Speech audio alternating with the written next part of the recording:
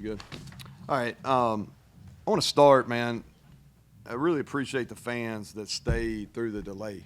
Um, the the crew that stayed was really supportive. They came almost all of them came down the lower bowl, and it was legit loud when they had the ball there for the last 26 seconds. Legit loud. So, man, I want to really recognize them and just tell them from our team and everybody, like we appreciated those people that stayed. I know it's long. It's a long day. It's a long day. I'm exhausted, but I really appreciate them. I really do. Huge win.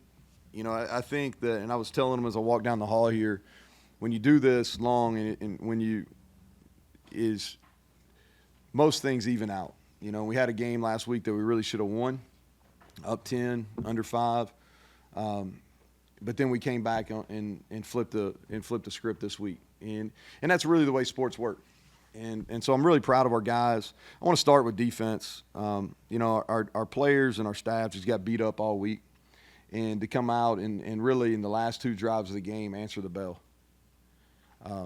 Got a huge stop, 3 downs in a row to get after the first touchdown in the fourth quarter to get the ball back.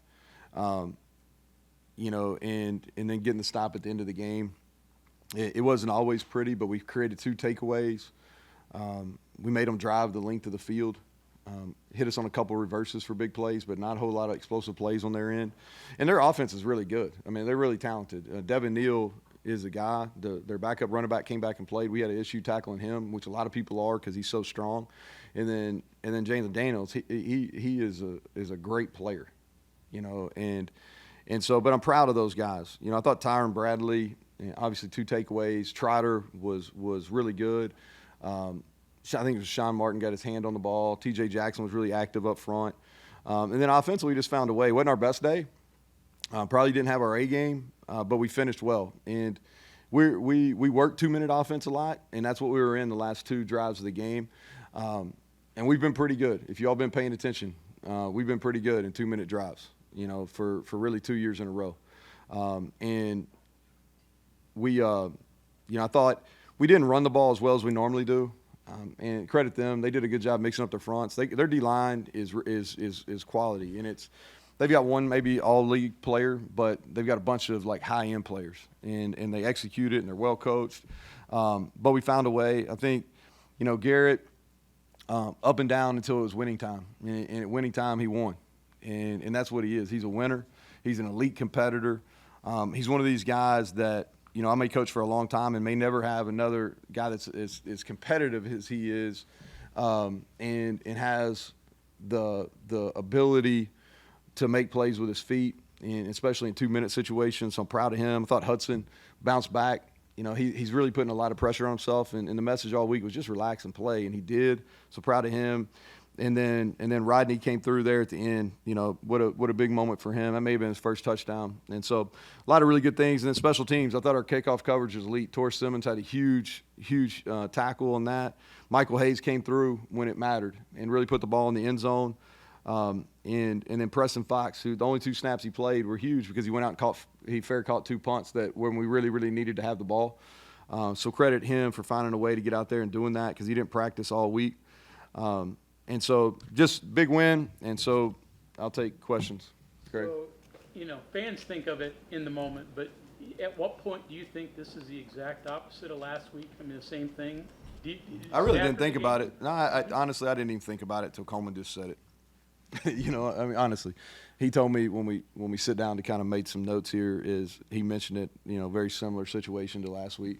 You know, when you're in the moment, because I'm calling the plays, so like I'm just really kind of thinking 2-minute wise is who are the people I want to try to get the ball to, and how can we space the field where Garrett can have some room to run if we don't have somebody open. That's really where all my thoughts are. And I knew I wanted to go for 2 because it made it where if we needed a field goal, we had the field goal. But if we scored a touchdown, which I felt good about it, meant they had to score a touchdown. And so the 2-point play, you know, he was open for a really long time. I was concerned Traylor wasn't going to throw it, but he finally did, and Cole made a quality catch there. That 2-point play was huge. On that last touchdown, is that where you wanted to go, Rodney? Or? Yeah, so he's the first read. we ran the play earlier on a third down in the red zone, and Garrett threw it to right end. He shouldn't have. That wasn't the correct progression. He really should have came back to T-Ray on a curl, but that was the right one. That was the right one. They'd been playing a lot of man in both those drives. I really called the play kind of thinking they were going to play man, but we had zone answers. But he went to the right spot, and that's really a difficult throw. And that's something he's got a lot better at with some touch. That's a back shoulder throw that he threw there, and that was big time. Hey, Neal, can you talk about some of the changes on just your process on defense, moving Jordan, and I don't know if anybody else is involved? Yeah, Jordan went up. Trey Bell came down, who coaches our nickels and our spears. He came down, and it was Jordan's idea. I thought it was good. It makes when you go in the box, what it does, it takes the emotion out of the game, and you can see. And we missed some tackles today, but I thought we were in really good spots, and so we did that. You know, we really simplified the coverages. They probably got a beat on us maybe late, but we kept the ball in front, and that's really what we wanted to do, is keep the ball in front and give us an opportunity to rally. They hit one late that we didn't want to hit, and then we played a bunch of guys back there. You know, Jacoby Spells I thought was competitive. Crandall played right until he got hurt on the punt play. I thought Hollis was better today. And then Garnes, we played a lot of nickel with Garnes in there. Burks? So he had a upper body injury, and it must have happened during a play, but he didn't have the symptoms until he came out. And he's back. He was in the locker room. He got back for I happened to look down as we were getting ready to kick off after the final touchdown, and he was walking out. And he's in good spirits. All the tests were clear, so very thankful on that. You know, just on Garrett, it seemed like certainly towards the end of the game that he figured out that I can just scramble more against this defense. Was that just kind of him on the fly, just figuring it out, or was that? No, we discussed during the weather delay. No, we just went into 2-minute mode. Really, we went into a 2-minute mode and spread the field. I probably waited one drive too long. What we talked about during the weather delay was, and that's kind of our go-to if we ever struggle, hey, let's open it up, let's play without an attached tight end, and let's get in and give him some room and get our guys in space. So I probably waited one drive too long to do it. You know, we had the 3 and out, which was unfortunate right after the break, and then we went into 2-minute mode and we're obviously very successful. How comfortable he is? Could you use that more? We could, but people would have some answers for it too, you know. And you know, we ran the ball okay. Our numbers are okay, but a lot of that's just Garrett running around. You know. No, Defensively for you, you had trouble stopping their run until that final 3 and out. Anything different there? Did you just No, keep well, pressure? first of all, they're the best running team we've played. Okay, and I don't mean that any detriment to anybody we played, but they've ran the ball very similar to how we ran the ball, you know, and they ran it better than we did today. But also, there's some give and take. So when you make the decision that, hey, we're going to keep the ball in front of us, you're going to commit to some more guys in coverage, then your box numbers are going to be lighter. And so there's some give and take there. And so our deal today was we wanted to keep the ball in front of us. Now, we can't play like that every game, but we knew they were going to be able to run the ball, but we wanted to get them in some third downs and try to get off the field. And that was the thought process. That's why they had a little bit more rushing yards than we probably give up normally, but they're good too, you know. Series then, the 3 and out, did you try to get, more pressure up front? What'd you do there schematically? Yeah, you'd have to ask Jordan. You know, basically, I was just talking situational football with him and how I was thinking about how I really wanted to use our timeouts, which I thought we did a nice job of using. Y'all never talk about the good use of timeouts, and so I noticed that shit too. But 2 weeks in a row, we've had really good usage of timeouts. So, but we kind of squeezed the front, you know, and they ran the ball, and we missed some tackles. We were there early, and we missed some tackles, and they hit us on 2 big reverses. You know, I think that was probably Grimm had 3 rushes for 58 yards, you know, and probably 2 for 55. So those are both reverses. You you experienced the weather delay before, and you talked about kind of that experience, and then it didn't work out after, and Penn State came out and was guns blazing. Was there anything different you guys did this time with the weather delay, and would you say that helped the team in a way, even though they did? You know, I don't know, because we didn't actually play very well the first 2 drives coming out of the weather delay. We did mix it up. We were more active this time. Our warm-up was completely different. We basically did just the pregame routine that we do right after stretch. And so we did that. We were probably a little more physical during our warm-up going back into it. But we didn't play very well the first 2 drives, offensively or defensively. So it took us a little bit to get going.